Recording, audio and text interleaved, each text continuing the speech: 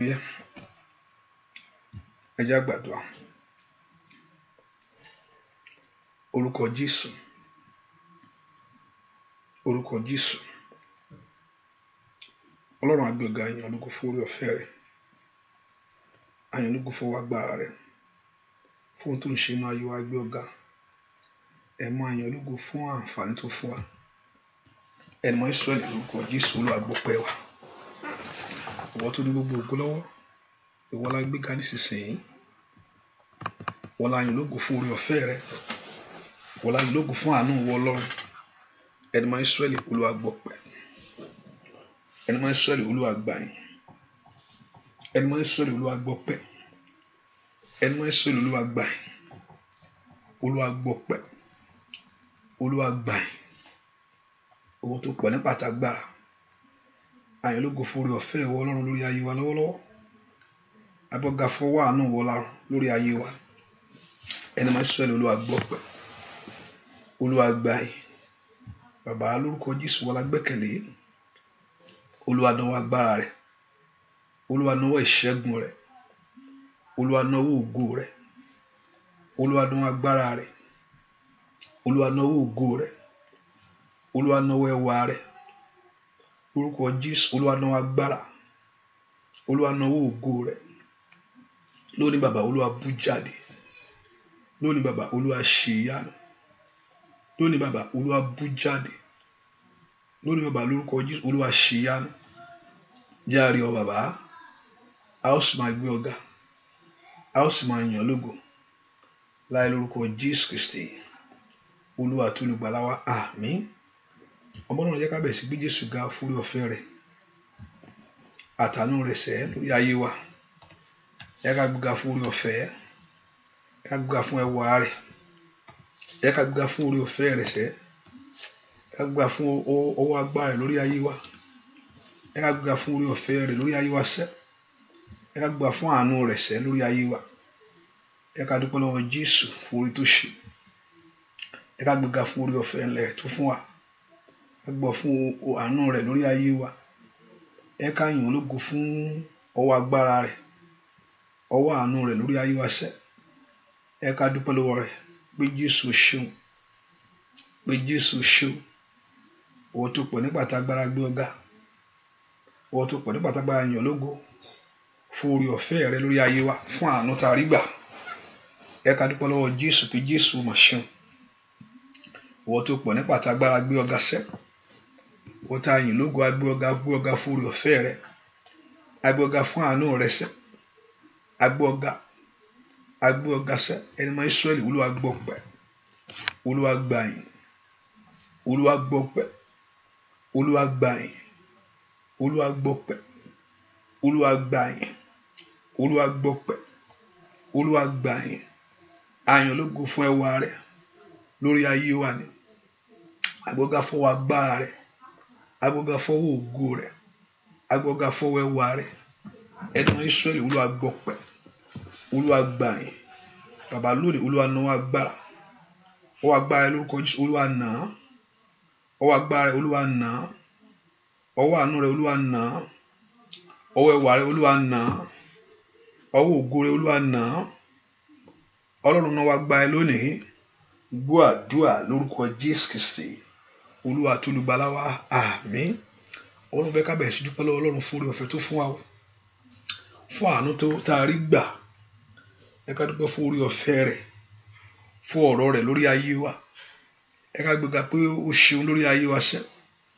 Ẹ ká gbéga fún ọwọ́ agbára rẹ̀, ẹ ká gbéga fún ọwọ́ àánú rẹ̀ sẹ́. Pé Jésù ṣeun, pé Jésù a yìn ọ́ lógo, Jésù a gbé ọ̀gá fọwọ́ agbára oore ọ̀fẹ́ rẹ̀, fọwọ́ àánú rẹ̀ sẹ́. A gbé ọ̀gá, a yìn ọ́ lógo, a gbé ọ̀gá, a yìn ọ́ lógo, a gbé ọ̀gá fọwọ́ agbára rẹ̀, a gbé ọ̀gá fọwọ́ àánú rẹ̀, a gbé ọ̀gá fọwọ́ ògo rẹ̀. Bàbá, ẹni mọ́ Ísírẹ́lì, Olúwa gbọpẹ́, Olúwa gbàyìn. Ẹ ká dúpẹ́ fún oore ọ̀fẹ́ rẹ̀ tó fún wa, fún àánú rẹ̀ tá a rí gbà lórí ayé wa gbogbo. Ẹ ká ṣe Jésù a gbé ọ̀gá o, torí pé ìwọ ni Ọlọ́run, torí pé ìwọ ni Ọlọ́run. A yìn ọ́, lógo fún àánú rẹ̀, a yìn ọ́ fún ọwọ́ agbára rẹ̀, a yìn ọ́ ìwọ tó bò wá láṣìírí, ìwọ tó jẹ́ agbára fún wa, ìwọ tó jẹ́ ògo fún wa, ìwọ tó jẹ́ ẹ̀yìn fún wa. Ẹ ká dúpẹ́ lọ́wọ́ rẹ̀ fún oore tó ṣe nínú ayé wa sẹ́. Ọlọ́run Ísírẹ́lì ó máa ṣe, aláàánú wa ó máa ṣe.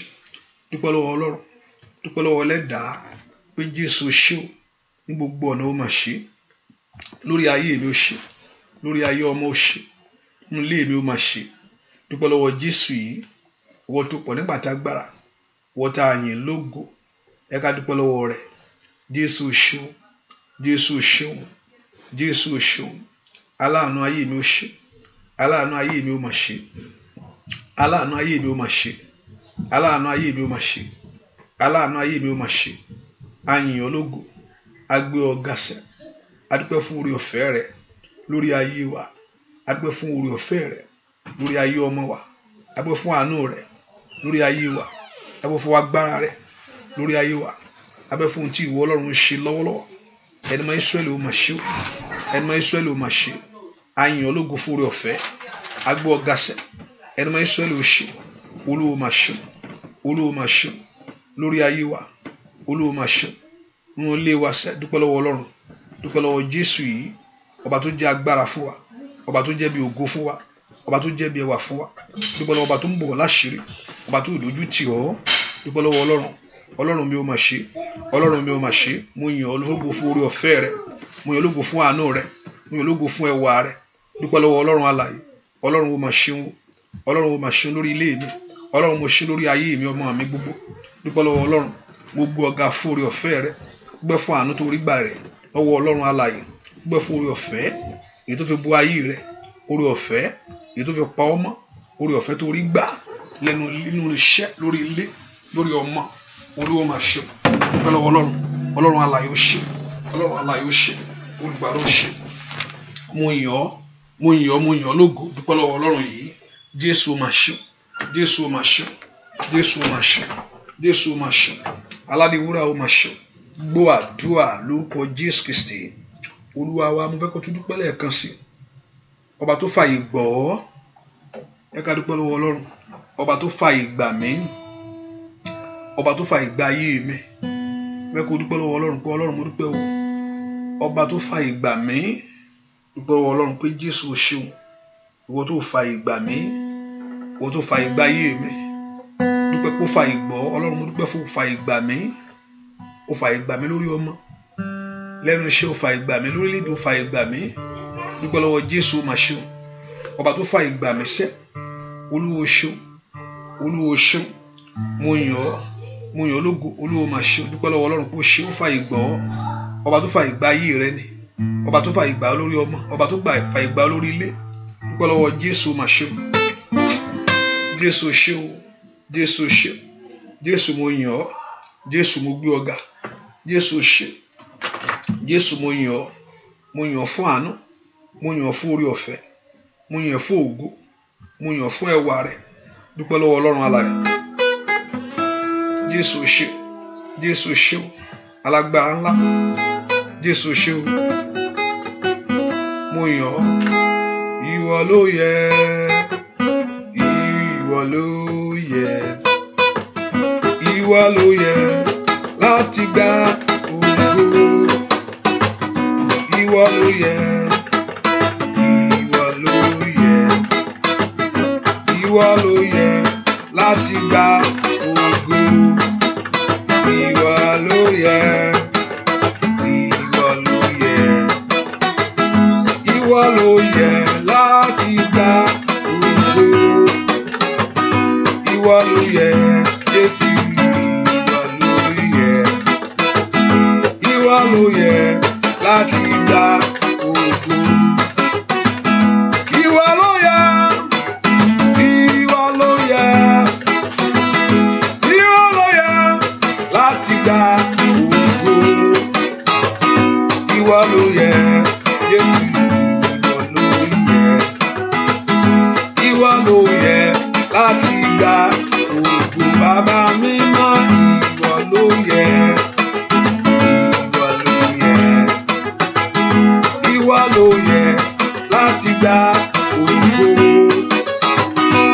ìwọ ló yẹ dádì, ìwọ ló yẹ, ìwọ ló yẹ láti gba ògo,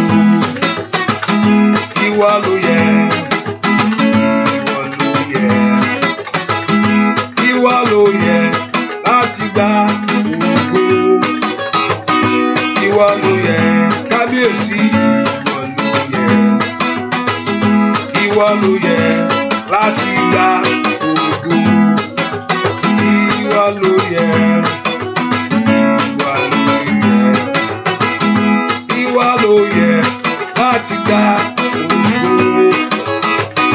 ìwọ ló yẹ, ìwọ ló yẹ, ìwọ ló yẹ láti gba ògo, ìwọ lọ́pẹ́ yẹ. Ó ṣé o Mẹ́sáyà, ìwọ lọ́pẹ́ yẹ. Ó ṣé o Mẹ́sáyà, ìwọ lọ́pẹ́ yẹ. Ó ṣé o Mẹ́sáyà, bàbá mi ṣá, ìwọ lọ́pẹ́ yẹ. Ó ṣé o Mẹ́sáyà, thank you sir o bàbá mi, ó mà ṣeun, thank you sir o bàbá mi, ó mà ṣeun, thank you sir o bàbá mi, ó mà ọpẹ́ wá, thank you sir o bàbá mi, ó mà ṣeun, thank you sir o bàbá mi, ó mà mú ìwà, thank you sir o bàbá mi, ó mà ṣeun, thank you sir o bàbá mi, ó mà mọ ọpẹ́ wá, thank you sir o bàbá mi, ó mà ṣeun, thank you sir o bàbá mi, ó mà mọ ọpẹ́ wá, thank you sir o bàbá mi, ó mà ṣeun, thank you sir o bàbá mi, ó mà mọ ọpẹ́ wá, thank you sir o bàbá mi, ó mà ṣeun, thank you sir o bàbá mi, ó mà mú ìwà, thank you sir o bàbá mi, ó mà ṣeun. Dúpẹ́ lọ́wọ́ Ọlọ́run pé Ọlọ́run ó mà ṣeun. Dúpẹ́ lọ́wọ́ ẹ̀dá kú olówó ṣe. Ìwọ tó pọ̀ nípa tágbára ó ṣe. Ìwọ tó pọ̀ nípa tágbára ó mà ṣe. Mo yàn lógo fún oore ọ̀fẹ́ ńlá. Mo yàn lógo fún àánú ńlá. Gbogbo ọ̀gá fún oore ọ̀fẹ́ rẹ lórí ayé mi. Dúpẹ́ lọ́wọ́ Jésù yìí pé Jésù ó ṣe o. Pé Jésù ó ṣe. Ó ṣe lórí iṣẹ́ mi gbogbo. Ó ṣe nínú ilé mi gbogbo. Ó ṣe nínú ayé ọmọ mi gbogbo. Dúpẹ́ lọ́wọ́ Ọlọ́run alààyè. Olúwa mà ṣe. Gbọ́ àdúrà lórúkọ Jésù Kristi. Olúwa wa, àmín. Lọ́kọ́ sọ fún Ọlọ́run gbogbo ẹ̀ṣẹ̀ mi pátá, Olúwa dáríjì mi. Gbogbo àṣírí mi gbogbo, Olúwa dáríjì. Olúwa dárí ẹ̀ṣẹ̀ mi jì mí. Gbogbo ẹ̀ṣẹ̀ mi gbogbo, Olúwa dáríjì. Sọ fún Ọlọ́run kó dáríjì wá lórúkọ Jésù. Olúwa dáríjì mi. Olúwa dárí gbogbo àṣírí mi jì mí. Gbogbo ẹ̀ṣẹ̀ mi gbogbo, Olúwa dáríjì. Ẹ ká sọ fún Jésù lọ́wọ́lọ́wọ́. Olúwa dáríjì mi. Gbogbo àṣírí mi gbogbo, Olúwa dáríjì. Orúkọ Jésù dáadáa. Gbogbo ẹ̀ṣẹ̀ mi gbogbo, ẹni mọ Ísírẹ́lì, Olúwa dáríjì. Sọ fún Ọlọ́run kó dáríjì ọ́. Olúwa dáríjì mi. Gbogbo ẹ̀ṣẹ̀ mi gbogbo, Olúwa dáríjì. Gbọ́ àdúrà lórúkọ Jésù Kristi. Olúwa wa, jẹ́ ká sọ fún Ọlọ́run, Ọlọ́run mo dé lónìí o. Mo gbé ayé mi tọ̀ wá. Olúwa náà wá gbára jáde. Olúwa náà wá gbára jáde lórí ayé mi gbogbo. Olúwa náà wá gbára jáde. Ẹ kó porúkọ Jésù kó Olúwa kó náà wá gbára rẹ̀ jáde sórí ayé rẹ̀. Olúwa náà wá gbára jáde. Sọ fún Jésù kó náà wá gbára rẹ̀ jáde sórí iṣẹ́ rẹ̀. Olúwa náà wá gbára jáde. Olúwa náà wá gbára jáde sórí ayé mi. Olúwa náà wá gbára jáde. Ẹni mọ Ísírẹ́lì, Olúwa náà wá gbára jáde lórí ayé mi. Olúwa náà wá gbára jáde. Porúkọ Jésù dáadáa. Olúwa náà wá gbára jáde sórí ayé mi, sórí ayé ọmọ mi. Olúwa náà wá gbára jáde. Olúwa náà wá ìṣẹ́gun jáde. Porúkọ Jésù. Olúwa kó náà wá gbára jáde. Olúwa náà wá gbára jáde sọ fún Jésù lọ́wọ́lọ́wọ́ kó náwó agbára rẹ̀ jáde sórí ayé rẹ ni. Sọ fún Jésù, Olúwa náwó agbára jáde, Olúwa nà jáde sórí ayé mi, Olúwa nà jáde sórí iṣẹ́ mi, Olúwa nà jáde sórí ayé ọmọ mi, Olúwa nà jáde orúkọ Jésù, Olúwa nà jáde orúkọ Jésù kó náwó agbára jáde, Olúwa nà. Sọ fún Jésù kó náwó agbára rẹ̀ sórí ilé rẹ ni, Olúwa náwó agbára jáde sínú ayé ọmọ mi, Olúwa nà. Sọ fún Ọlọ́run kó náwó agbára rẹ̀ jáde ní orúkọ Jésù, Olúwa náwó agbára jáde sórí ayé mi sẹ́, Olúwa náwó agbára, ọwọ́ agbára rẹ̀ Olúwa nà, ọwọ́ ògo rẹ̀ Olúwa nà, ọwọ́ ẹwà rẹ̀ Olúwa nà orúkọ Jésù dáadáa, kó Olúwa kó náwó agbára rẹ̀ jáde ní orúkọ Jésù lónìí. Olúwa nà, Olúwa náwó agbára rẹ̀, Olúwa náwó agbára rẹ̀, Olúwa náwó ìṣẹ́gun rẹ̀, Olúwa náwó ògo rẹ̀, Olúwa náwó agbára rẹ̀, Olúwa náwó ìṣẹ́gun rẹ̀, Olúwa náwó agbára rẹ̀, Olúwa náwó ògo rẹ̀, Olúwa náwó ẹwà rẹ̀ sínú ayé mi lọ́wọ́lọ́wọ́. Olúwa náwó agbára, ọwọ́ agbára rẹ̀ bàbá, Olúwa nà, ọwọ́ ìṣẹ́gun rẹ̀ bàbá, Olúwa nà, ọwọ́ ìdáǹdè rẹ̀. Ask the Lord to manifest His power, to manifest His glory in your life. Olúwa náwó agbára, Olúwa náwó ìṣẹ́gun rẹ̀ jáde sórí ayé mi, Olúwa nà, Olúwa nà, Olúwa náwó ògo rẹ̀, Olúwa náwó ẹwà rẹ̀, Olúwa náwó ìṣẹ́gun rẹ̀ orúkọ Jésù dáadáa, kó Olúwa kó náwó agbára rẹ̀ jáde. Gbọ́ àdúrà lórúkọ Jésù Kristi Olúwa wa. Gbọ́ àdúrà lórúkọ Jésù Kristi Olúwa wa.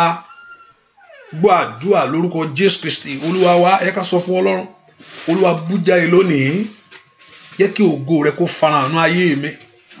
Ask the Lord to manifest His power in your life. Olúwa bú jáde lónìí, jẹ́ kí ògo rẹ̀ kó farahàn lórí ilé mi. Olúwa bú jáde lónìí, jẹ́ kí ẹwà rẹ̀ kó farahàn lórí ayé mi. Orúkọ Jésù dáadáa, kí Ọlọ́run Ísírẹ́lì kó bú jáde, kó Olúwa kó bú jáde lórí ayé rẹ̀ lónìí, kí ògo rẹ̀ kó farahàn lórí ayé rẹ̀.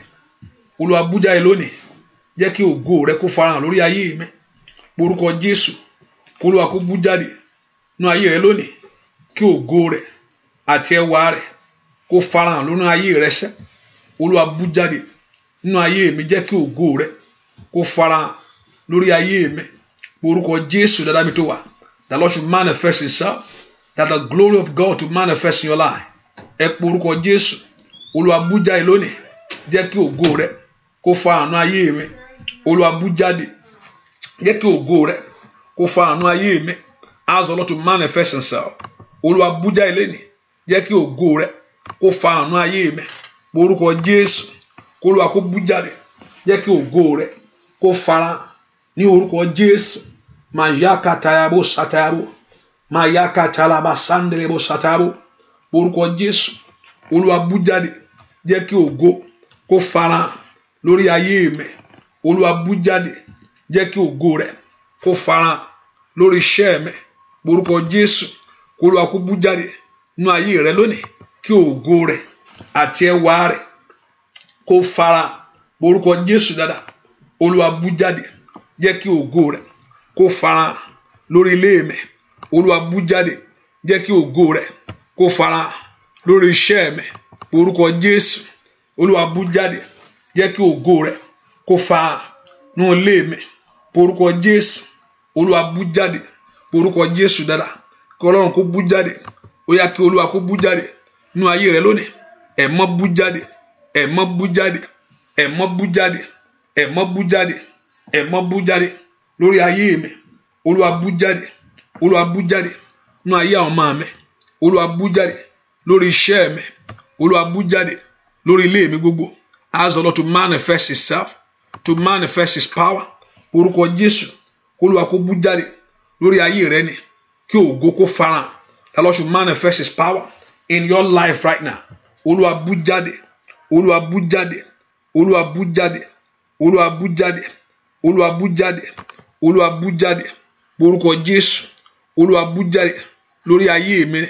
Olúwa bú jáde lórí iṣẹ́ mi ni. Olúwa bú jáde. Orúkọ Jésù, Olúwa kó bú jáde lónìí, kó farahàn, to manifest Himself. Orúkọ Jésù dára, Olúwa bú jáde lórí ayé mi.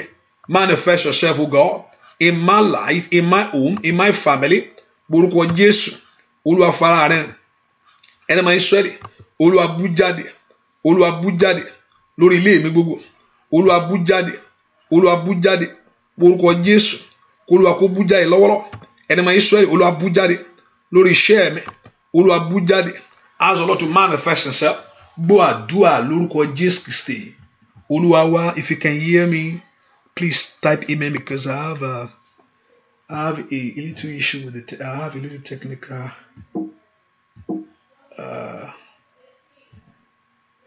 ẹ̀ka porúkọ Jésù. Olúwa kó bú jáde lórí ayé rẹ ni. If you can hear me, please type you can hear me, please. If you can hear me, say you can hear me. On the Showers of Blessing, I know the Facebook and YouTube is not working anymore. Ẹ̀ka porúkọ Jésù. Olúwa kó bú jáde kó náwó agbára rẹ̀. Olúwa bú jáde náwó agbára rẹ̀ sórí ayé mi. Olúwa bú jáde náwó agbára rẹ̀ sórí iṣẹ́ mi. Olúwa bú jáde náwó agbára rẹ̀ sórí ayé àwọn ọmọ mi. Bẹ́ẹ̀ kó porúkọ Jésù mi tó wà sẹ́. Olúwa bú jáde náwó agbára rẹ̀ sórí ayé mi. Olúwa bú jáde náwó agbára rẹ̀ sínú ayé àwọn ọmọ mi. Porúkọ Jésù. Olúwa bú jáde náwó agbára rẹ̀ sínú ilé mi gbogbo. Ẹ̀mọ́ bú jáde. Gbẹ̀mọ́ bú jáde. Ẹ̀mọ́ bú jáde. Ẹ̀mọ́ bú jáde. Ẹ̀mọ́ bú jáde náwó agbára rẹ̀ sórí ayé mi sẹ́. Ó yá bú jáde. Porúkọ Jésù. Olúwa kó bú jáde sórí ayé rẹ ni. Olúwa kó bú jáde sí ọ̀nà rẹ ni. Olúwa bú jáde. Porúkọ Jésù. Olúwa bú jáde nínú ayé mi náwó agbára rẹ̀. Tell the Lord to manifest himself. Kó bú jáde kó náwó agbára rẹ̀. Kó bá ogun wí ní orúkọ Jésù. Olúwa bú jáde náwó agbára rẹ̀ sórí ayé mi. Olúwa bú jáde náwó agbára rẹ̀ sínú ayé ìrìn àjò mi. Gbọ́ àdúrà lórúkọ Jésù Kristi. Olúwa wá, ẹ pé orúkọ Jésù. Ìwọ ìdíwọ́ àti ìdènà ó yá kúrò nínú ayé mi láti ṣiṣẹ́ lọ. Orúkọ Jésù dáadáa. Kí ìdíwọ́ àti ìdènà kó kúrò lórí ayé rẹ. Orúkọ Jésù. Ìwọ ìdíwọ́ àti ìdènà ó yá kúrò nínú ayé mi. Bẹ́ẹ̀ kó porúkọ Jésù dáadáa bí tó wà sẹ́. Ọlọ́run, let every hindrances and obstacle out of my life. Father, let hindrances and obstacle out of my life. Ìwọ ìdíwọ́ àti ìdènà ó yá kúrò nínú ayé mi. Orúkọ Jésù bí tó wà. Ó yá Ọlọ́run jọ̀ọ́ ní orúkọ Jésù. Jẹ́ kí ìdíwọ́ àti ìdènà kúrò nínú ayé mi. Orúkọ Jésù dáadáa. Olúwa lórúkọ Jésù mú ìdíwọ́ àti ìdènà, every hindrances and obstacle out of my life. Ìwọ ìdíwọ́ àti ìdènà ó yá kó kúrò nínú ayé mi. Orúkọ Jésù dáadáa mi tó wà. Olúwa mú ìdíwọ́ àti ìdènà kúrò nínú ayé mi. Orúkọ Jésù. Bàbá mú ìdíwọ́ àti ìdènà kúrò nínú ayé mi. Olúwa mú ìdíwọ́ àti ìdènà kúrò nínú ayé mi. Orúkọ Jésù dáadáa. Olúwa mú ìdíwọ́ àti ìdènà kúrò nínú ayé mi. Bàbá mú ìdíwọ́ àti ìdènà kúrò nínú ayé mi. Orúkọ Jésù mi tó wà. Olúwa mú ìdíwọ́ àti ìdènà kúrò nínú ọ̀nà mi. Ẹni mọ Ísírẹ́lì. Olúwa mú ìdíwọ́ àti ìdènà kúrò nínú ayé mi. Orúkọ Jésù. Olúwa kó mú kúrò. Ìwọ ìdíwọ́ àti ìdènà kúrò nínú ayé mi sẹ́. Ogun ìdíwọ́ àti ìdènà ó yá kúrò nínú ayé mi. Ask the Lord to take it away. Orúkọ Jésù dáadáa. Olúwa mú kúrò. Ìwọ ìdíwọ́ àti ìdènà ní orúkọ Jésù nínú ayé mi pòórá. Ìwọ ìdíwọ́ àti ìdènà lórí iṣẹ́ mi pòórá. Ìwọ ìdíwọ́ àti ìdènà nínú ayé ọmọ mi pòórá. Orúkọ Jésù. Ìwọ every hindrances and obstacle vanish away. Gbogbo ohun tó ń dí mi lọ́wọ́. Gbogbo ohun tó ń dí mi lọ́wọ́ ohun rere ní orúkọ Jésù. Gbogbo ohun tó ń dí mi lọ́wọ́ àṣeyọrí ó yá pòórá. The Lord should remove it out of your way. Whatever that is blocking away your blessing, that is blocking away your glory, that is blocking away fulfillment in your life, let God remove it right now. Olúwa mú kúrò. Mú ìdíwọ́ àti ìdènà kúrò nínú ayé mi. Olúwa mú ìdíwọ́ àti ìdènà kúrò lórí iṣẹ́ mi. Olúwa mú ìdíwọ́ àti ìdènà kúrò nínú ilé mi. Orúkọ Jésù. The Lord should take away. Ní orúkọ Jésù. Ìwọ ìdíwọ́ àti ìdènà ní orúkọ Jésù ní ọ̀nà mi gbogbo. Olúwa mú ìdíwọ́ àti ìdènà kúrò nínú ayé mi. Ask the Lord to take it away. Orúkọ Jésù. Olúwa mú ìdíwọ́ àti ìdènà kó ní ìrìn àjò mi orúkọ Jésù. Gbogbo tó ń dí mi lọ́wọ́, gbogbo tó ń dí oore lọ́wọ́, gbogbo tó ń dí àṣeyọrí lọ́wọ́, gbogbo tó ń dí ìbùkún lọ́wọ́ ní orúkọ Jésù. Olúwa mú kúrò, Olúwa mú kúrò, Olúwa mú kúrò, Olúwa mú kúrò, Olúwa mú kúrò, Olúwa mú kúrò, Olúwa mú kúrò, Olúwa mú kúrò, Olúwa mú kúrò, Olúwa mú ìdíwọ́ àti ìdènà kó nu ayé mi látòní lọ orúkọ Jésù. Olúwa mú kúrò, Olúwa mú ìdíwọ́ àti ìdènà kó nu iṣẹ́ mi. Olúwa mú kúrò, bàbá mú kúrò orúkọ Jésù. Olúwa mú kúrò, Olúwa mú kúrò, mú ìdíwọ́ àti ìdènà kó nu ìrìn àjò mi. Olúwa mú kúrò, mú ìdíwọ́ àti ìdènà kó nu ayé mi. Gbọ́ àdúrà lórúkọ Jésù Kristi. Olúwa wá orúkọ Jésù. Olúwa mú ìpọ́njú kó ní ìrìn àjò mi. Ẹ kó orúkọ Jésù bí tó wà. Ọlọ́run jọ̀ọ́ jẹ́ kí ìpọ́njú àti ìdènà kó kò ní ìrìn àjò mi. Gbogbo tó pọ́n ayé mi lójú, gbogbo tó pọ́n ìrìn àjò mi lójú, orúkọ Olúwa mú kó nu ayé mi. Olúwa mú ìpọ́njú kó nu ayé mi. Take every sorrow, take every disappointment, take everything that contrary to my life. Olúwa mú kúrò orúkọ Jésù dáadáa. Olúwa mú ìpọ́njú àti ìdènà kó nu ayé mi orúkọ Jésù dáadáa. Ask the Lord to take it away. Orúkọ Jésù. Olúwa mú kúrò ìwọ ìpọ́njú àti ìdènà ní orúkọ Jésù. Ó yá fi ayé mi sílẹ̀. Ask the Lord to leave your life alone. Orúkọ Jésù. Kó fa ayé rẹ sílẹ̀, kó fa ayé rẹ ọmọ rẹ sílẹ̀. Ìwọ ìpọ́njú, ìwọ ìdènà ní gbogbo ọ̀nà ó yẹ kó nírìn àjò mi, ẹ kó lórí ayé mi. Ask the Lord to remove it. Ask Jehovah God to remove it. Ask the Lord to remove it. Orúkọ Jésù kọ́lọ́run kó mú kúrò. Olúwa mú kúrò, Olúwa mú kúrò, Olúwa mú kúrò, Olúwa mú kúrò. Olúwa mú ìpọ́njú àti ìdènà kó nu ayé mi. Olúwa mú ìpọ́njú àti ìdènà kó lórí iṣẹ́ mi. Olúwa mú ìpọ́njú àti ìdènà kó nu ilé mi. Olúwa mú ìpọ́njú àti ìdènà kó nínú ìrìnàjò mi. Olúwa mú ìpọ́njú àti ìdènà kó lórí iṣẹ́ mi. Olúwa mú ìpọ́njú àti ìdènà. Take it away, O God. Orúkọ Jésù. Ìwọ ìpọ́njú àti ìdènà ó yẹ jáde, ó yẹ jáde, ó yẹ jáde, ó yẹ jáde, ó yẹ jáde, ó yẹ jáde, ó yẹ jáde, ó yẹ jáde, ó yẹ jáde, ó yẹ jáde, ó yẹ jáde, ó yẹ jáde, ó yẹ jáde, ó yẹ jáde, ó yẹ jáde, ó yẹ jáde. Orúkọ Jésù. Ìwọ ìdíwọ́ àti ìdènà ó yẹ jáde nínú ayé mi, ó yẹ jáde nínú iṣẹ́ mi. Orúkọ Jésù. Ó yẹ jáde lórí ilé mi gbogbo. Ìwọ ìdíwọ́ àti ìdènà ó yẹ kó lórí ilé mi gbogbo. Ó yẹ kúrò, ẹ kó nínú ayé àwọn ọmọ mi. Orúkọ Jésù. K'Olúwa kó mú kúrò, k'Olúwa kó mú kúrò, k'Olúwa kó mú kúrò. Orúkọ Jésù. K'Olúwa kó mú ìdíwọ́ àti ìdènà kúrò nínú ìrìn àjò ẹ gbogbo. Ẹ̀yin ogun ọ̀run ẹ mú kúrò, ẹ mú ìdíwọ́ àti ìdènà kúrò nínú ayé mi. Gbọ́ àdúrà lórúkọ Jésù Kristi. Olúwa wa Jésù bá ní mi pàdé. Ọmọ Ọlọ́run ṣẹ́gun fún mi. Mo ní Jésù bá ní mi pàdé sẹ́. Ọmọ Ọlọ́run ṣẹ́gun fún mi. Gbogbo ohun tó yọ mí lẹ́nu. Ọmọ Ọlọ́run ṣẹ́gun rẹ̀. Óyá óyá óyá o. Jésù bá ní mi pàdé. Ọmọ Ọlọ́run ṣẹ́gun fún mi. Jésù bá ní mi pàdé sẹ́.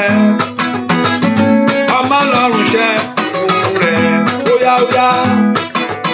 Gbogbo ohun tó ń yọ ayé mi lẹ́nu. Ọmọ Ọlọ́run ṣẹ́gun rẹ̀. Óyá óyá o bàbá. Gbogbo ohun tó ń yọ ṣẹ́ mi lẹ́nu. Ọmọ Ọlọ́run ṣẹ́gun rẹ̀. Óyá. Jésù bá ní mi pàdé sẹ́. Ọmọ Ọlọ́run ṣẹ́gun rẹ̀. Jésù bá ní mi pàdé. Ọmọ Ọlọ́run ṣẹ́gun rẹ̀. Gbogbo ohun tó yọ mí lẹ́nu. Bàbá. Ọmọ Ọlọ́run ṣẹ́gun.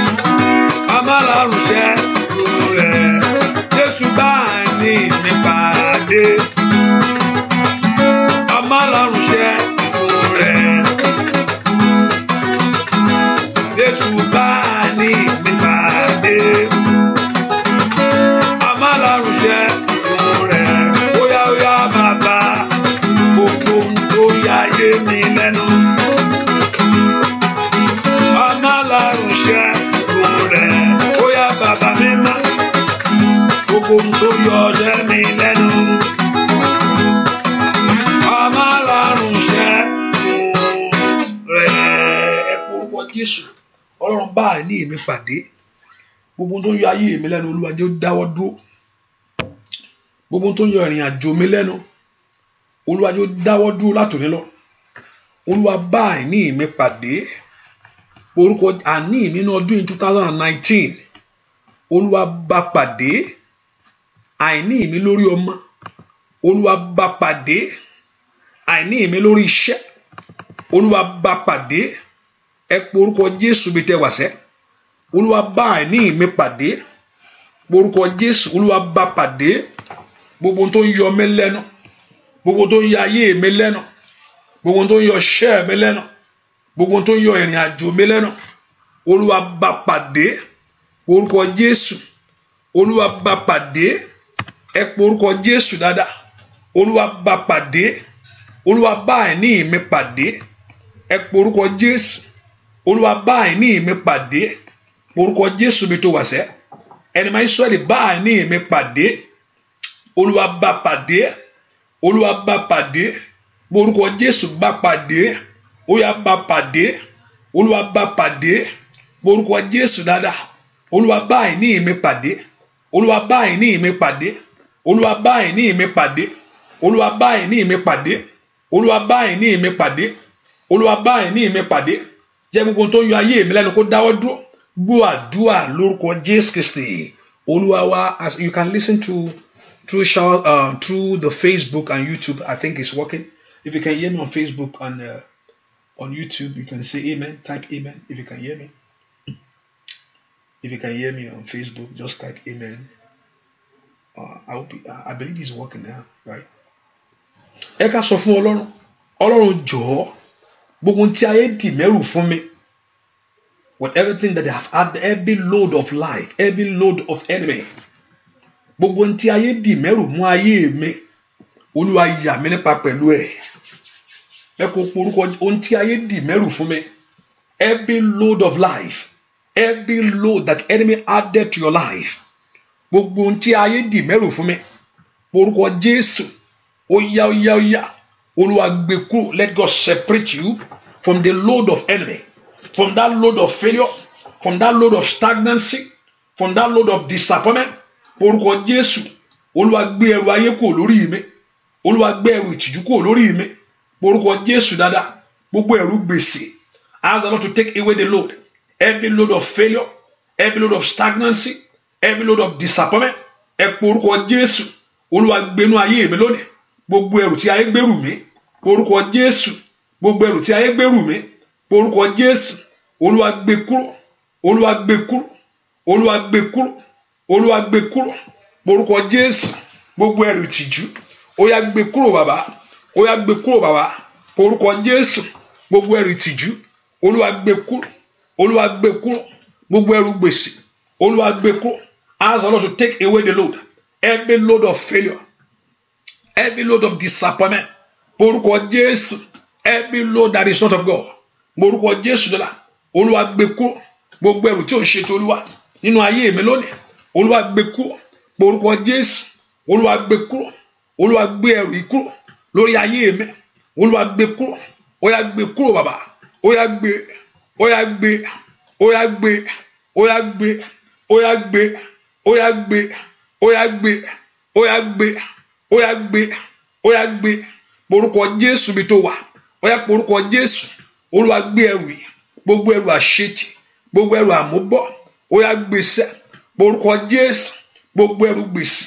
Ní orúkọ Jésù. Olúwa gbé. Gbogbo ẹrù tí ayé gbèrú mi. Every load of enemy in your life. Every load of disappointment. Ask the Lord to take it away. Holy Spirit. Olúwa gbé kúrò. Ask the Lord to take it away. My Father. Take every load of failure away. Every load of stagnancy. Every load of disappointment. Ask the Lord to take it away. Olúwa gbé ẹrù. Olúwa gbé ẹrù ìtìjú. Olúwa gbé kúrò. Ask the Lord to take away every load that is not of God. Every load that is not of Jehovah God. Borúkọ Jésù dáadáa. Ẹni máa ń Ísírẹ́lì. Ó yá gbé kúrò. Ó yá gbé ẹrù ìtìjú kúrò. Ní orúkọ Jésù. Olúwa gbé kúrò. Olúwa gbé kúrò. Olúwa gbé kúrò. Olúwa gbé kúrò. Olúwa gbé kúrò. Olúwa gbé kúrò. Olúwa gbé kúrò.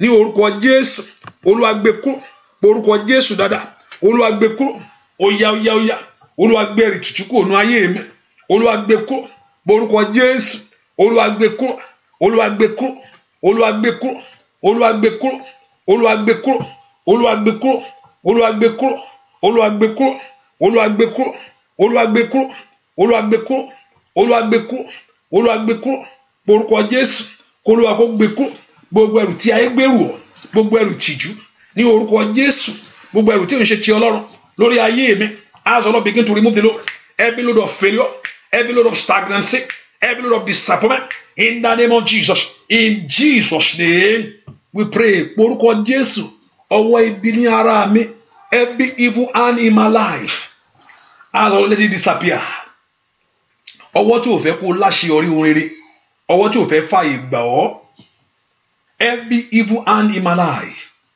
every evil hand in my life as the Lord Jehovah God begin to remove it gbogbo ọwọ́ ibi lórí ayé mi Olúwa mú kúrò gbogbo ọwọ́ ìtìjú lórí ayé mi Olúwa mú kúrò gbogbo ọwọ́ ibi lórúkọ Jésù Olúwa mú kúrò gbogbo ọwọ́ ibi Olúwa mú kúrò gbogbo ọwọ́ ibi Olúwa mú kúrò gbogbo ọwọ́ ibi Olúwa mú kúrò gbogbo ọwọ́ ibi Olúwa mú kúrò gbogbo ọwọ́ ibi Olúwa mú kúrò gbogbo ọwọ́ ibi Olúwa mú kúrò gbogbo ọwọ́ ibi Olúwa mú kúrò orúkọ Jésù gbogbo ọwọ́ ibi Olúwa mú kúrò orúkọ Jésù dáadáa Olúwa mú kúrò gbogbo ọwọ́ ibi Olúwa mú kúrò gbogbo ọwọ́ àṣetì Olúwa mú kúrò gbogbo ọwọ́ ibi Olúwa mú kúrò orúkọ Jésù dáadáa Olúwa mú ọwọ́ ìtìjú kúrò Olúwa mú ọwọ́ ẹ̀gàn kúrò Olúwa mú ọwọ́ àmúbọ́ kúrò orúkọ Jésù nínú ayé mi Olúwa mú kúrò rí sátálíàbò sátàbò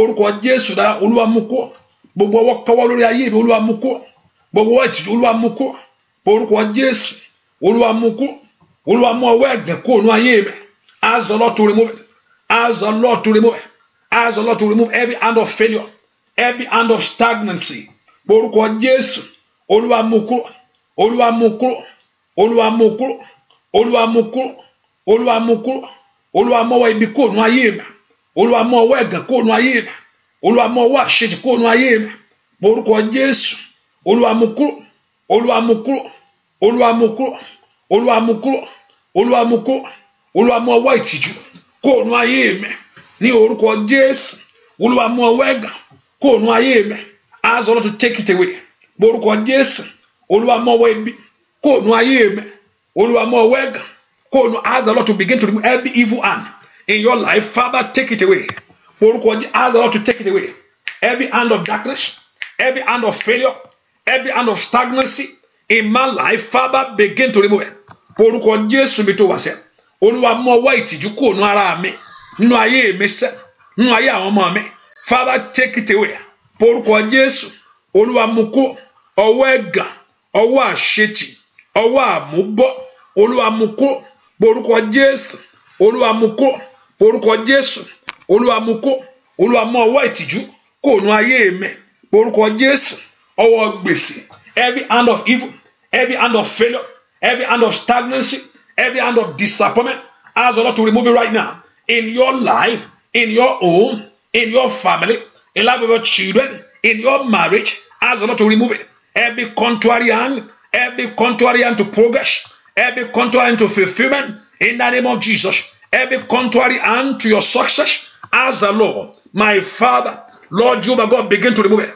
orúkọ Jésù dáadáa ask the Lord to remove every evil hand from you in Jesus name we pray orúkọ Jésù gbogbo àmì kámi lára mi every evil mark in my life ask the Lord every mark of failure in my life every mark of disappointment in my life ask the Lord Jehovah God to remove it ask the Lord to remove every mark in your life let's pray that the Lord God of heaven to remove every evil mark in your life orúkọ Jésù ask the Lord to remove every evil mark in your life every mark of failure ask the Lord to remove it every hand that is not of God my Father remove every mark that is not of you orúkọ Jésù mi tó wá sẹ́ Olúwa mú ọwọ́ kọ́wọ́ kúrò lára mi.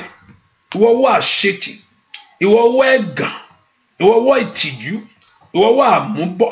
Olúwa mú kúrò lára mi. Orúkọ Jésù. Olúwa mú kúrò lára mi.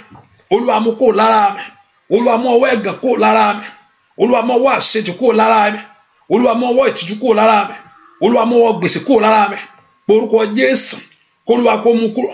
Olúwa mú kúrò. Olúwa mú kúrò. Olúwa kó mú kúrò. Olúwa kó mú kúrò. Olúwa kó mú kúrò. Olúwa kó mú kúrò. Olúwa mú ọwọ́ ìtìjú kúrò nínú ayé mi. Olúwa mú ọwọ́ ẹ̀gàn kúrò nínú ayé mi. Olúwa mú ọwọ́ àbùkù kúrò nínú ayé mi. Orúkọ Jésù. Kí Ọlọ́run kó mú ọwọ́ ọ̀tá kúrò nínú ayé rẹ lọ́wọ́lọ́wọ́. Ní orúkọ Jésù. Ọwọ́ kọ́wọ́ every evil hand disappear in my life. Every hand of contrary, every hand of stagnancy, every hand of disappointment, every hand of failure. Ask the Lord to the Lord God of heaven begin to remove every hand that contrary to your success. Every hand that is not of God. Every hand that is not of Jehovah God. Every hand that delay progress, that delay success, that delay fulfillment, that delay breakthrough. Orúkọ Jésù. Olúwa mú ọwọ́ ọ̀tá kúrò lára mi. Ask the Lord to remove it in the name of Jesus. Ask the Lord to remove every evil hand.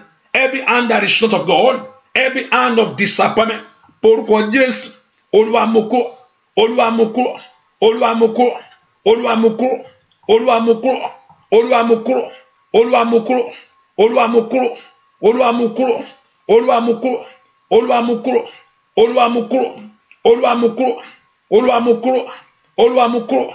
Olúwa mú kúrò. Ask the Lord to remove evil hand from your life. Orúkọ Jésù dada. Father, remove evil hand from my life. Every hand that contrary. Ask the Lord to remove it. In the name of Jesus. Every hand of failure. Jehovah God. Remove it. Jehovah God. Remove it. Jehovah God. Remove it. Ask the Lord to remove every hand that is not of Jehovah God. Ask the Lord to remove it. My Father. In the name of Jesus. Oye mú ọwọ́ ọ̀tá kúrò lára mi. Ọwọ́ àṣetì. Oye mú kúrò. Ọwọ́ àmúbọ̀. Oye mú kúrò. Ọwọ́ ẹ̀gàn. Oye mú kúrò. Ọwọ́ ìtìjú. Oye mú kúrò. Ọwọ́ gbèsè. Oye mú kúrò. Ọwọ́ àbùkù. Oye mú kúrò. Ask the Lord to remove evil hand from you. Evil hand from your life. In the name of Jesus. Ask the Lord to remove it. Orúkọ Jésù. Olúwa mú kúrò. Olúwa mú kúrò. Olúwa mú kúrò. Olúwa mú kúrò. Olúwa mú kúrò. Olúwa mú kúrò. Olúwa mú kúrò. Olúwa mú kúrò. Olúwa mú kúrò. Gbọ́ àdúà lórúkọ Jésù Kristi. Olúwa wa ẹ ká pọ̀ orúkọ Jésù. Ọwọ́ tí ń ya ayé mi lẹ́nu tí ò jẹ́ kí n ró rere.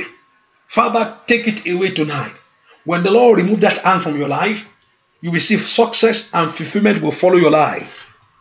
When God remove the hand of evil from your life, every unseen hand that trouble your life, every unseen life, every unseen hand that trouble your glory. Nbẹ kó porúkọ Jésù. Olúwa mú ọwọ́ ìtìjú kúrò. Ọwọ́ tí ń yọ ayé mi lẹ́nu. Olúwa mú kúrò. Porúkọ Jésù. Olúwa mú kúrò. Ọwọ́ ẹ̀gànṣẹ́. Olúwa mú kúrò. Ọwọ́ àbùkù. Olúwa mú kúrò. Ọwọ́ gbèsè. Olúwa mú kúrò. Ask the Lord to remove every hand that is not of God. Gbogbo ọwọ́ tí ò ń ṣe ti Ọlọ́run. Gbogbo ọwọ́ tí ò ń ṣe ti Ọlọ́run. Gbogbo ọwọ́ tí ò ń ṣe ti Ọlọ́run. Gbogbo ọwọ́ tí ò ń ṣe ti Ọlọ́run. Gbogbo ọwọ́ tí ò ń ṣe ti Ọlọ́run. Gbogbo ọwọ́ tí ò ń ṣe ti Ọlọ́run. Gbogbo ọwọ́ tí ò ń ṣe ti Ọlọ́run. Gbogbo ọwọ́ yẹ̀yẹ́. Ní orúkọ Jésù. Every hand that contrary in my life. Every hand that working against the blessing. Every evil hand that is working against your glory. Every evil hand that is working against that very thing that you are praying for. Gbogbo ọwọ́ tó ń ṣe lòdì sí ohun tí mò ń bè lọ́wọ́ Ọlọ́run. Every hand that is working against my moving forward, my going higher, my success. Orúkọ Jésù. Ìwọ ọwọ́ náà ní orúkọ Jésù. Ó yá kúrò. Ìwọ ọwọ́ náà. Ó yá kúrò. Ìwọ ọwọ́ náà. Ó yá kúrò. Ìwọ ọwọ́ náà. Ó yá kúrò. Orúkọ Jésù. Kí ọwọ́ náà kó kò nú ayé rẹ̀. Kí ọwọ́ náà kó kò nú ayé ọmọ rẹ̀.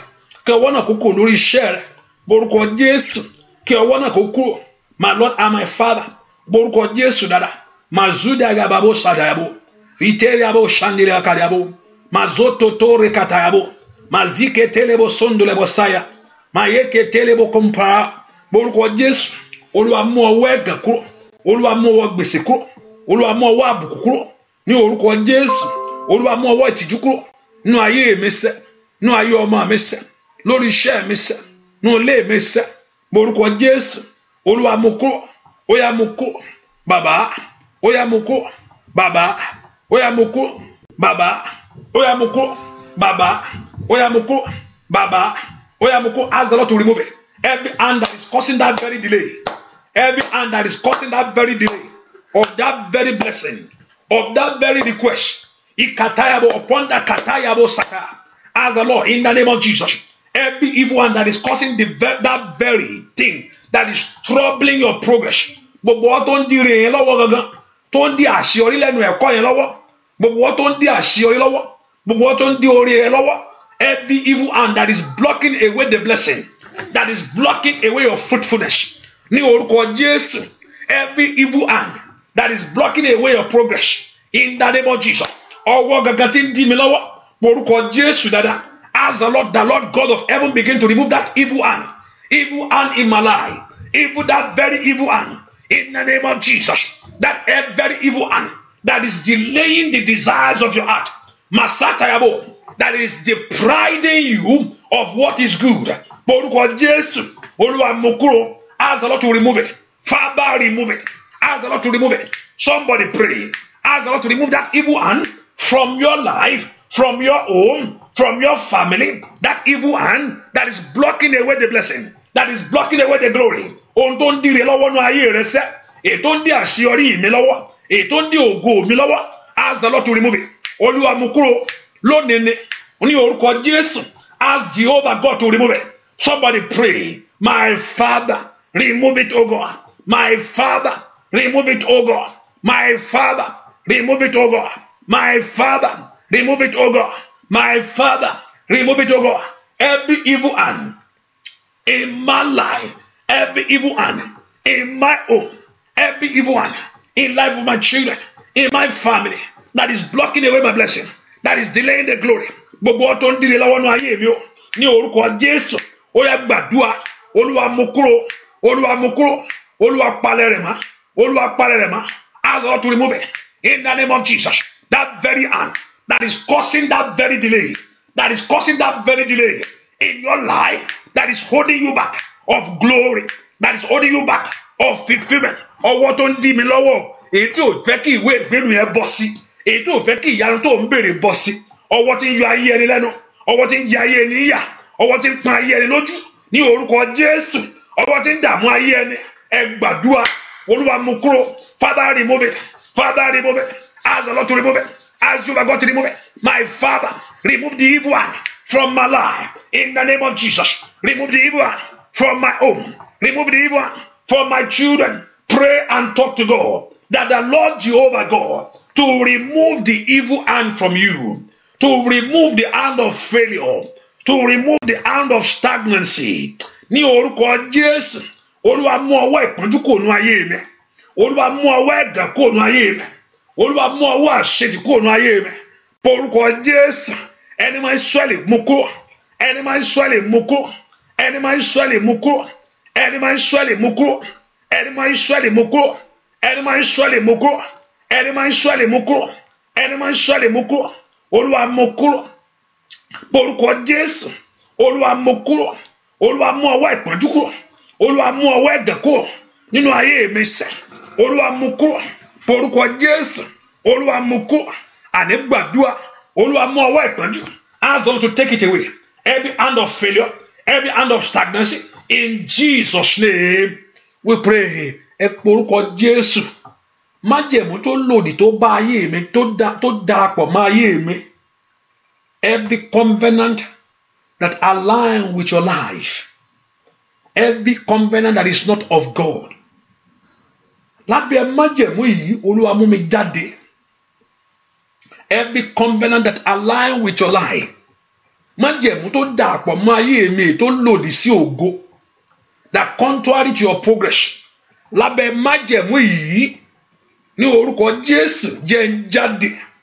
Gbogbo májẹ̀mú tó sé mi mọ́lé, èyí tí ò fẹ́ kí n rí ìmọ́lẹ̀, tí ò fẹ́ kí n rí ọ̀nà àbáyọ, under this covenant in your life today, let God begin to break it. Gbogbo májẹ̀mú èyí tó darapọ̀ mọ́ ayé mi, ó ní ìdí ọmọ Ọlọ́run ṣe farahàn láti bà gbogbo iṣẹ́ èṣù jẹ́. Every works of the devil, every works of the devil, every covenant that is operating in my life, every covenant of failure, every covenant of stagnancy, every covenant of delay, of progress, delays of fulfillment, lábẹ́ májẹ̀mú yìí, Olúwa mú mi jáde, Olúwa mú ayé mi jáde, ẹ pe orúkọ Jésù, ó yá mo fẹ́ bọ́ lọ́wọ́ májẹ̀mú yìí. I want to come out of under this covenant. Gbogbo májẹ̀mú tó ń darapọ̀ mọ́ ayé rẹ̀, èyí tí ò jẹ́ kí ìmọ́lẹ̀ dé, èyí tí ò jẹ́ kí ògo tàn, èyí tí ò fẹ́ kí orí rẹ̀ kó ga sókè. Lábẹ́ májẹ̀mú yìí, Olúwa mú mi jáde. Come out of that covenant right now. Let the work of Calvary, kí iṣẹ́ Jésù lórí igi àgbélébùú, ó yẹ kó bà májẹ̀mú yìí jẹ́. Let it destroy this covenant. Let the works of God, let the power of God, in the name of Jesus, destroy this covenant. I'm coming out by the power of God. My life is coming out. Your children is coming out in the name of Jesus. Under this covenant, I'm free today. I operate in liberty. Ó yá lórúkọ Jésù, mo renew ìṣẹ́gun.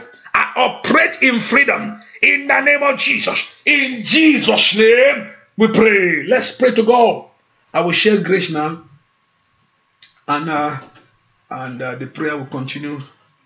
I say just turn your notification.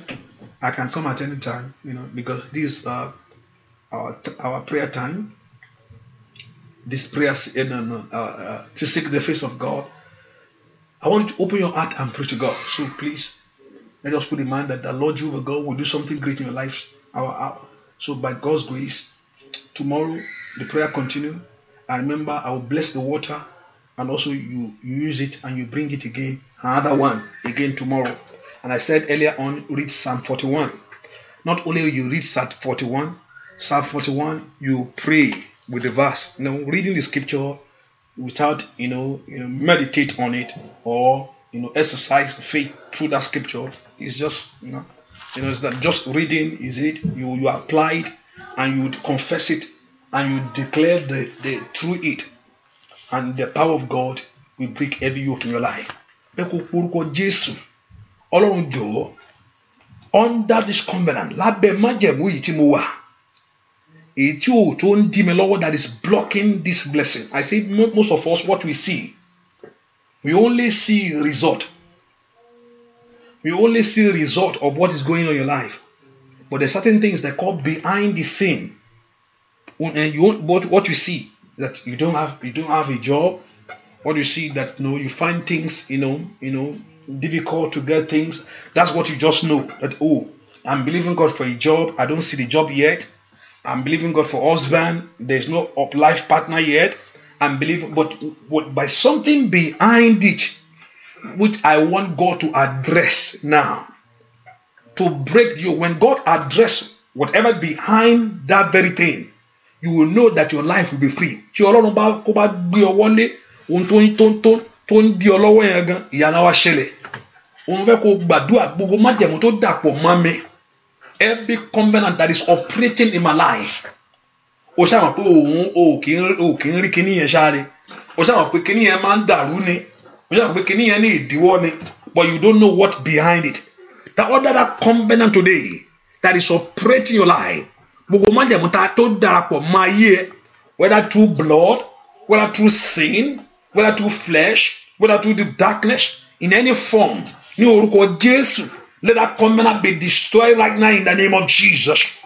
You enter a new covenant today. The covenant of the blood of Jesus Christ on the cross of Calvary. The covenant of fulfillment. The covenant of breakthrough. The covenant of success. The covenant of moving forward. Of going higher. Ní orúkọ Jésù. Gbogbo májẹ̀mú má ṣe rere. Gbogbo májẹ̀mú má lógo. Má láṣeyọrí. Gbogbo májẹ̀mú ìdààmú tàbí wàhálà. Ní orúkọ Jésù. Gbogbo májẹ̀mú ìtìjú nínú ayé àwọn èèyàn yìí. Ní orúkọ Jésù lónìí. K'Olúwa kó bàjẹ́. K'Olúwa kó bà májẹ̀mú yẹn jẹ́. K'Olúwa kó gbórí yín sókè. Let the lifter of your head lift you up in the name of Jesus. Let the lifter of your head lift you up right now. Let the lifter of your head lift you up right now. Let the lifter of your head lift you up right now. Ní orúkọ Jésù, let the lifter of your head lift you up right now. In the name of Jesus, let the lifter of your head lift you up. I say the Lord will strengthen you. The Lord will uphold you. The Lord will remove failure from your life. Gbogbo ìtìjú ọ̀run yóò mú kó nú ayé yín. Wo agbára tí ń dá tó ń dojú ti ayé àwọn èèyàn yìí. Wo agbára yẹ̀yẹ́. Wo agbára ìtìjú. Wo agbára ẹ̀gàn. Wo agbára àmúbọ́.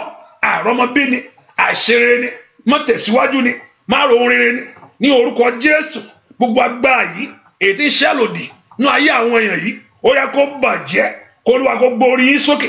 Ká gbọ́ Ọlọ́run kó darapọ̀ mọ́ yín. Agbára àjíǹde kó gbé yín dìde. Agbára àjíǹde kó gbé ayé yín dìde. Kó Olúwa kó fọ ohun rere sínú ayé yín. In the name of Jesus.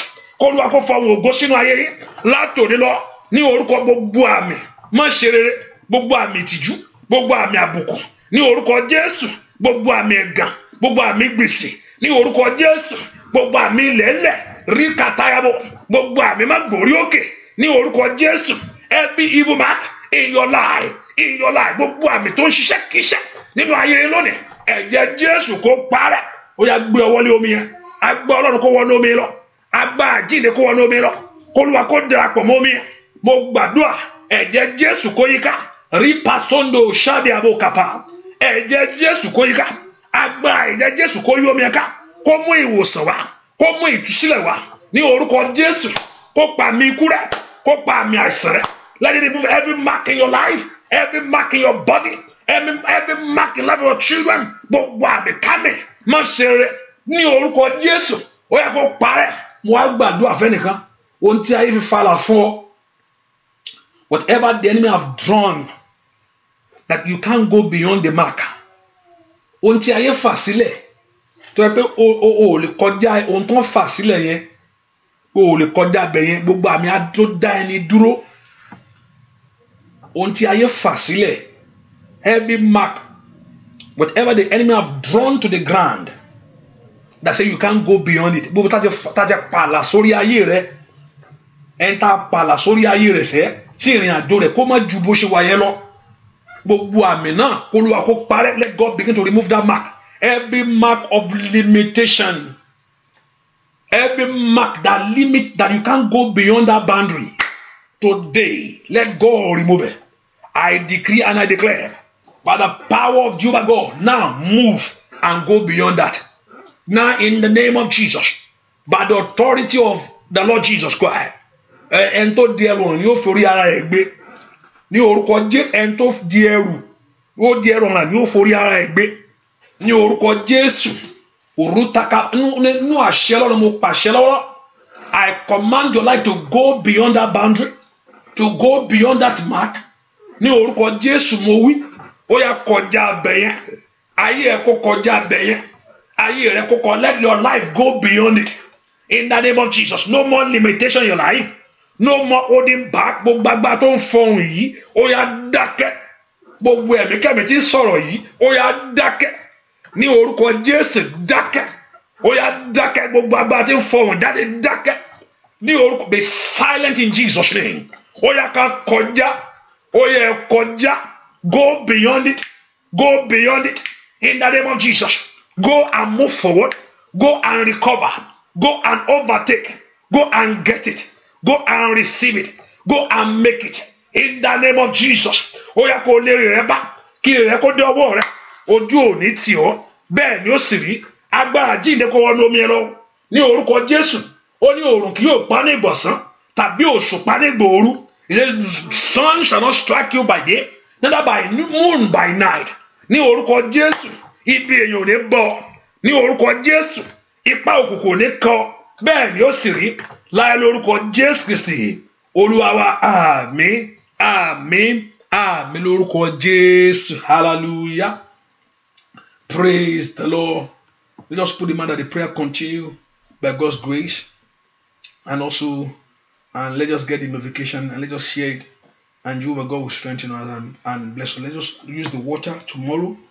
You can use it at any time, but let it be tomorrow, and you bring another one tomorrow, which is the last one, and also we'll pray, and you can use it on Friday, and Jehovah God will touch you and will bless you. Ọ̀pọ̀lọpọ̀ ní pé báwo la ṣe fẹ́ lómi ẹ̀ mo sọ bá a ṣe fẹ́ lò hallelujah o lè mú o lè fi wẹ̀ hallelujah especially kò fi fọ ara ẹ kò dẹ̀ gbàdúrà bó ṣe ń lò pé kí Ọlọ́run kó mú gbogbo àmì kó mú kó lára rẹ gbogbo àmì àfojúrí every evil mark in your life kó Ọlọ́run kó mú kúrò bẹ́ẹ̀ ni ó sì rí láì lórúkọ Jésù Kristi orí ọ̀fẹ́ Jésù Kristi lọ ìfẹ́ mọ́tò Ọlọ́run ìdàpọ̀ tẹ̀ mọ́ agbára jíǹde kó yín ká ògo Ọlọ́run kó fa àánú ayé bẹ́ẹ̀ ni ó sì rí láì lórúkọ Jésù Kristi Olúwa wa àmín àmín àmín lórúkọ Jésù. Because of today is a Wednesday, every Wednesday I'm not here by 9, but I said I can show up at any time. Just make sure. Mother, gbàdúrà fẹ́ntì that you are praying for your mother. Orúkọ Jésù, agbára jíǹde kó fọwọ́ kàn ọ́. I pray that the hand of the Lord touch her in the name of Jesus. Let there be healing right now, and let there be deliverance right now. Ní orúkọ Jésù, let there be healing right now. Let there be deliverance right now. Ní orúkọ Jésù, let there be healing right now. Let there be deliverance right now. Wọ́n ní bá ilé lọ. I don't know whether you understand what I'm talking about. Àbò Jésù kò dájú.